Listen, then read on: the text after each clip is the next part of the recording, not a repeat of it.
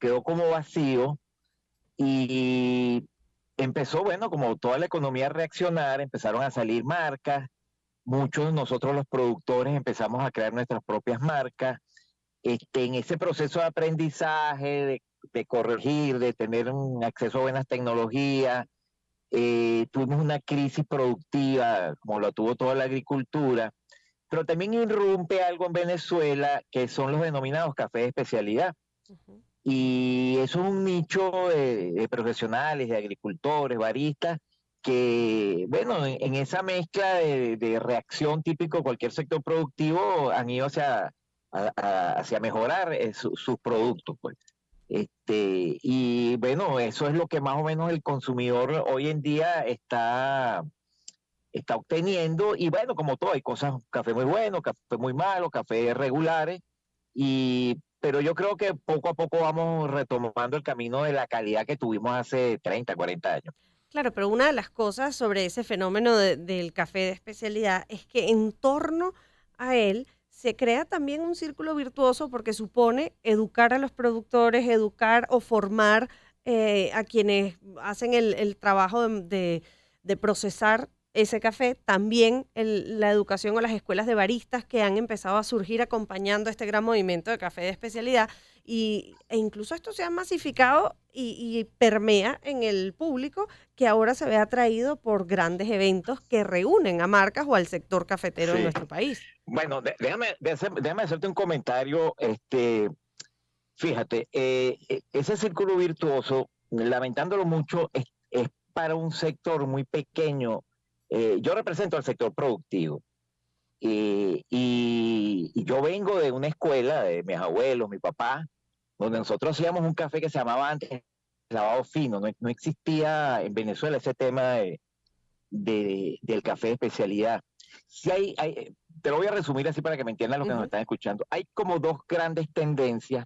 Una es ese que tú acabas de decir, que es un grupo muy pequeño entre caficultores, baristas, que está haciendo un excelente trabajo, pero hay una masa de nosotros los caficultores que por la lejanía, por el acceso a la montaña, por la conectividad, no hemos llegado a tocar o a desarrollar ese tema de especialidad. Justamente no porque no querramos, sino por una carrera de obstáculos que tenemos nosotros en la agricultura, no podemos llegar a ese café, ni siquiera especialidad, de la tasa que teníamos. Te doy un ejemplo. Ujú. Esta cosecha que pasó, la escasez de combustible, sobre todo el gasoil, fue altísima.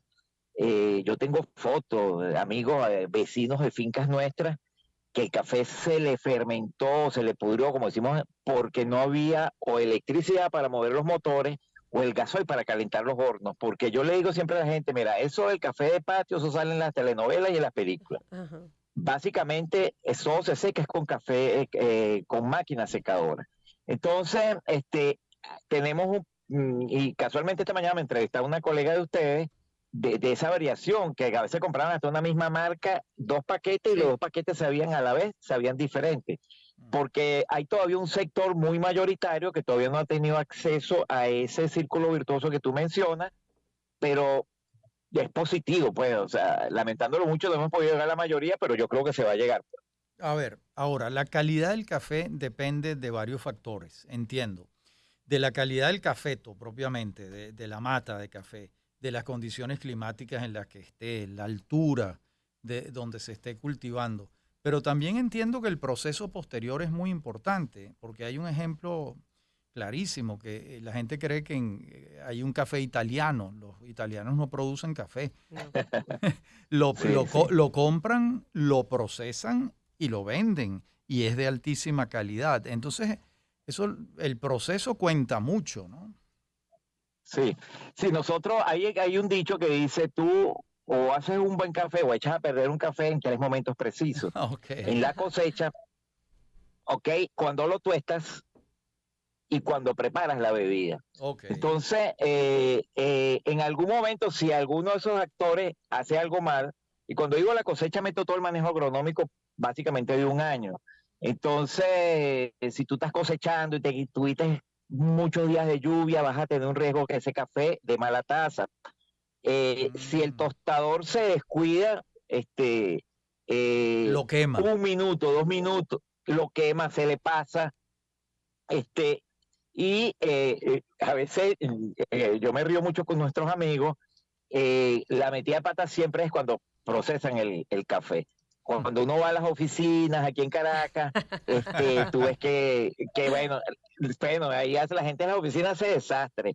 Hay Sí. gente que no muele bien o en el cafetín no hacen la mezcla bien. Es que el café es una cosa a veces hasta más complicado que el vino, le digo yo echándole broma a los compañeros Sí. del vino, Ahora, porque son muchas más breves, como tú Bueno, acabas de hay, decir. hay oficinas en las que hacen desastres, pero hay otras en las que hacen maravillas, ¿no?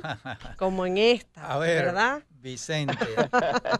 Vicente, y de acuerdo con tu experiencia en cuando el café llega a la oficina o a la casa, ¿cuál es la mejor manera de colarlo? Mira, fíjense, después que tú escoges, bueno, siempre la gente tiene un blend, la gente tiene un paladar y no nos damos cuenta. Amor, ustedes dos están ahí, cada quien tiene un paladar con el café, a uno le gusta más amargo, otro sin azúcar, más tostado, más claro, etcétera. Le gusta de una región determinada. Pero yo siempre le digo a la gente, mira, si tú quieres tomar una buena taza de café, compra el café en grano Ujú. y trata de moler el del día de hoy o el de mañana. Ok. Inclusive, a veces es recomendable tener un envase bien hermético, e inclusive hay gente que le gusta meterlo en la nevera, en la parte menos fría de la nevera por poco tiempo. Y de acuerdo a esa molienda, bueno, ahí hay un tema que no es mi especialidad, que ya ahí sí tomo mis compañeros baristas, la temperatura del agua, el tipo de la calidad del agua. En estos días teníamos una reunión en la Bolsa Agrícola y fue una compañera muy conocida que le dice la Coffee Teacher y le preguntaron todo ahí, ¿qué tiene malo el café? Y dijo, la cafetera está sucia. Y todos nos reímos. Y era verdad. No, Y ella fue, y era verdad, no Claro. estaba limpia para el efecto normal Pero no pero para ella, sí pero no. tenía, Claro. no, y eso se exacto. siente. Las cafeteras, en la cafetera que no está completamente limpia, que tiene residuos y solo se le echa una agüita y ya, no hace buen café. Ahora, Vicente, ¿tenemos cifras del aumento de la producción cafetalera en Venezuela? Sí, bueno, mira, nosotros tuvimos vamos a decirlo así, una montaña rusa.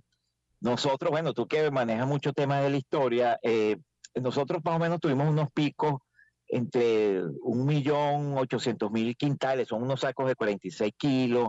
Se habla que inclusive cuando había ferrocarril y mula, no hay estadística, pero sí hay indicios de que sí pudimos haber llegado a 2 millones. Lo que pasa es que mucho del café de Colombia salía por el lago de Maracaibo. Claro. Entonces esos fueron momentos picos, pero después vino una época a partir de los años 90 por un tema de eliminación del monopolio que tenía el Fondo Nacional del Café, los precios internacionales, las regulaciones de precios que hubo en Venezuela, todo un tema de rentabilidad. Nosotros empezamos a caer, a caer, a caer.